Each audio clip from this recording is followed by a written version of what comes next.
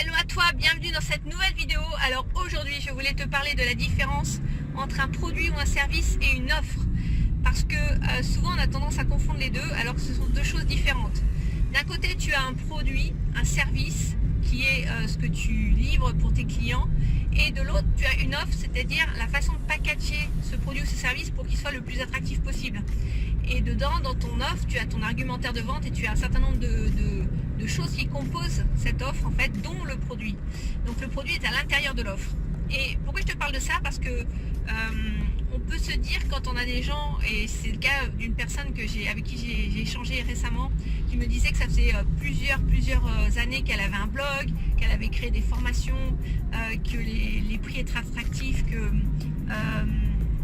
les gens étaient très contents de ces programmes, mais elle n'avait pas assez vendu pour pouvoir en vivre et donc ça lui posait problème au niveau de sa vie personnelle parce qu'elle se demandait si elle allait pouvoir continuer longtemps comme ça en fait. En creusant un petit peu, je me suis rendu compte que d'une part elle pensait que l'offre c'était le produit, et la deuxième chose c'est que la façon de packager son produit n'était pas forcément la meilleure, alors même que c'était un très bon produit puisque les gens qui avaient rejoint son programme étaient super contents.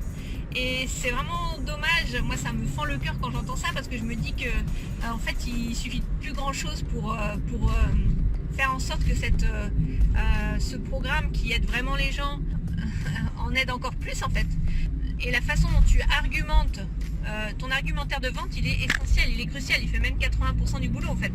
Donc quand tu as une bonne offre qui convertit, ça change réellement ta vie. Donc si aujourd'hui tu as des programmes en vente, tu as des gens qui sont satisfaits de tes programmes mais que tu as le sentiment de ne pas en vendre assez, je t'invite à faire deux choses. La première c'est de vérifier tes statistiques, à savoir combien de personnes ont visité ta page de vente. Donc une page de vente on sait que ça convertit à peu près à 1%. Donc est-ce que tu as eu au moins 100 personnes qui ont visité ta page, et si oui, est-ce qu'il y a eu 1% de vente, donc une personne sur 100?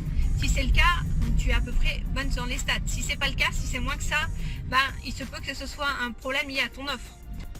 Et la deuxième chose que je t'invite à faire, si vraiment tu as envie de générer des revenus récurrents sur le web, c'est d'aller découvrir la page de présentation du programme Mams Business que je lance en ce moment.